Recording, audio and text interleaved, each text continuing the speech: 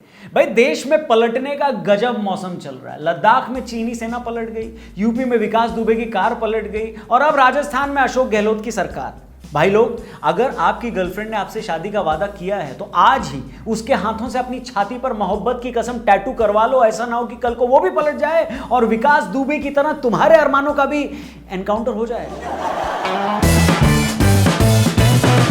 नमस्कार, जय हिंद। मैं हूं रौनक और आप देख रहे हैं फनतंत्र। यार सच में कांग्रेस पार्टी पे मुझे बहुत तरस आता है। इतना तरस आता है कि अगर कांग्रेस पार्टी कोई इंसान होती तो मैं सर्दी में उसे हर रोज एक कंबल बांटता, गर्मी में उसके कमरे में एक एसी लगवा देता और बारिश में अपनी मैगी उससे शेयर कर लेता। मतलब हद है।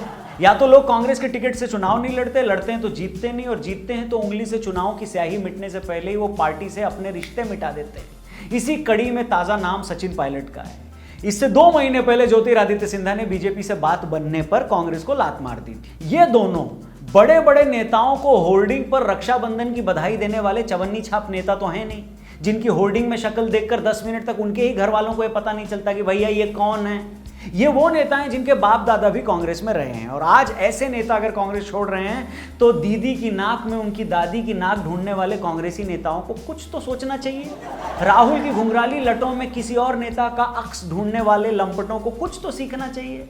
आप हर बार ये कहकर अपनी जान तो नहीं छुड़ा सकते कि बीजेपी वाले उन्हें बरगला रहे हैं। आपके नेता अंगूठा चूसने वाले 3 साल के बच्चे तो हैं नहीं कि बीजेपी वाले उन्हें लॉलीपॉप दिखाकर ललचाएंगे और वो चले जाएंगे। वो मलाई लगी रोटी देखकर लार टपकाने वाले चूहे तो हैं नहीं जिन्हें बीजेपी वालों ने चूहेदानी में पकड़ लिया।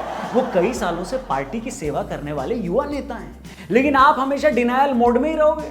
कर्नाटक में गवर्नमेंट चली गई, बीजेपी जिम्मेदार। एमपी में सिंधिया चले गए, बीजेपी पर इल्जाम। पायलट बागी हो गए तो बीजेपी का षड्यंत्र। पटरी बाजार से खरीदी शर्ट अगर रंग छोड़ गई, मोदी जिम्मेदार। अरे अगर हर चीज के लिए बीजेपी जिम्मेदार है तो आपकी पार्टी के जिम्मेदार नेता क्या दिन भर मोबाइल पर लूडो किंग खेल रहे हैं क्या? पेरेंट्स भी अगर ध्यान न दे रहे हो तो घर का बच्चा भी गलत संगत में पड़ जाता है। अगर उसे हर वक्त शर्मिंदा किया जाए तो वो घर वालों से कटने लगता है।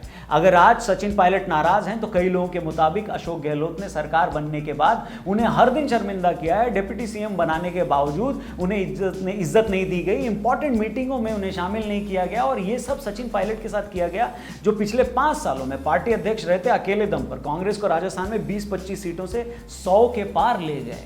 अब अगर इस पर वो शिकायत कर रहे हैं कि मेरी इज्जत नहीं की गई तो इसमें गलत क्या है? अगर वो सीएम भी बनना चाह रहे थे तो किसी फूंकनी वाले को क्या तकलीफ है? ऑफिस में ठीक ठाक काम करने वाला एम्प्लॉय भी हर साल ये अप्रेजल एक्सपेक्ट करता है कि नहीं करता है? वो भी प्रमोशन चाहता है। अगर अपने दम पर पार्टी को दोबारा सत्ता में लाने वाले सचिन पायलट भी ऐसा सोच रहे थे तो उससे किसी के पेट में मरोड़ काहे को? मुझे अब भी याद है जब एमपी और राजस्थान में सिंधिया और पायलट की जगह कांग्रेस ने कमलनाथ और गहलोत को मुख्यमंत्री बनाया था तो यह दलील दी गई कि पार्टी अनुभवी नेताओं को जिम्मेदारी देना चाहती है। मतलब हद है। जब 48-39 साल के आलू की फैक्ट्री के मालिक को पार्टी का अध्यक्ष बनाया जा सकता है तो उन्हीं की उम्र के ज्योतिरादित्य सिंधिया एमपी के मुख्यमंत्री काहे को नहीं बन सकते?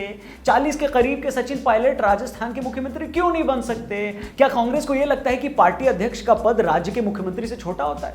जहां तक मेरी समझ है पार्टी अध्यक्ष तो यह तय कर सकता है कि किस राज्य में कौन मुख्यमंत्री होगा। अगर ऐसा है तो अनुभव की दुहाई देकर सचिन पायलट और ज्योतिरादित्य सिंधिया को मुख्यमंत्री क्यों नहीं बनने दिया गया? और आज जब वो अपने समर्थक विधायकों के साथ सरकार गिरा रहे हैं तो ये क्यों कहा जा रहा है कि बीजेपी ऐसा कर रही है? बेशक बीजेपी वाले भी चौराहे पर जामुन बेचने के लिए तो पॉलिटिक्स में आए नहीं, लेकिन क्या कांग्रेस को ये नहीं पता कि इन सारी चीजों के पीछे असली वजह क्या है? भाई लॉकडाउन में लोगों की नौकरी चली गई, जा रही है अभी भी। मार्केट भी इतनी मंदी है कि लोग अपनी घटिया से घटिया नौकरी नहीं छोड़ना चाह रहे हैं। 20-20% सैलरी कटवा कर भी एक ही जगह पर जलील हो रहे हैं। ऐसे माहौल में भी अगर सचिन पायलट अपनी उप मुख्यमंत्री की नौकरी छोड़ रहे हैं तो सोचिए वो अपनी करंट कंपनी में किस हद तक परेशान हो गए होंगे। उन्हें भी लग रहा होगा कि इस लॉकडाउन में अपना स्टार्टअप शुरू करके भूखा मर जाऊंगा मगर किसी गहलोत के साथ एक टेबल पर जिल्लत की रोटी नहीं खाऊंगा।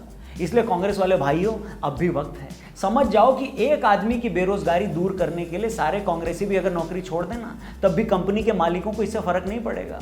वो तो यही कहेंगे कि ये बीजेपी की साजिश है। आखिर में मैं यही कहूंगा कि बीजेपी कांग्रेस का तो पता नहीं, लेकिन हम हिंदुस्तानी ऐसे किसी भी आदमी की बेइज्जती बर्दाश्त नहीं कर सकते जिसका नाम सचिन है।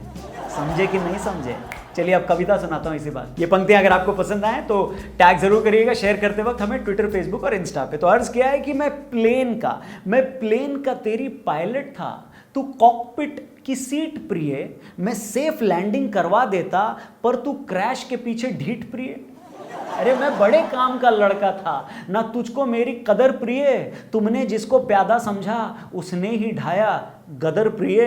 अरे जो चुनते हैं अपने नेता वो होटल में टिक जाते हैं, जो सेवा करने आए थे कुछ सिक्कों में बिक जाते हैं। और आखिरी दो पंक्तियां कि जब जब मैंने तुमको रोका तब तब तुम ना रुकी प्रिय, एक बंदे की वजह से देखो पूरी पार्टी की ठुकी प्रिय। चलो ठीक है, अब यहीं रोकता हूँ मैं। इस पेज के साथ साथ असली बउआ और आरजे रौनक नोको को भी सब्सक्राइब ज़रूर करना। अच्छा लगा होगा ये वीडियो, कमेंट भी ज़रूर करना, लाइक भी ज़रूर करना। और ये हर वीडियो में बार बार नहीं बोलूँगा कि अपना ख्याल रखना। नमस्कार, जय हिंद।